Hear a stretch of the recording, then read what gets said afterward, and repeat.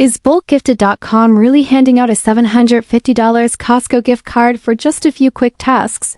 Or is it yet another online illusion dressed up to look like a golden opportunity? In a world full of digital traps and clickbait offers, it's easy to get tempted by something that promises a big reward for minimal effort.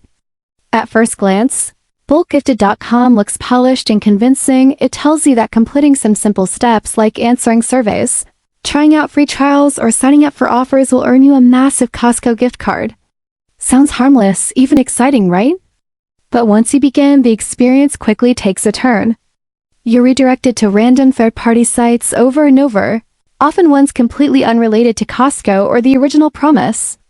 Each step leads to more hoops to jump through, with no clear progress tracker or confirmation that you're actually getting closer to receiving anything. After completing all the so-called requirements, there's no sign of the $750 card, just more tasks, endless sign-ups, and increasing requests for your personal information.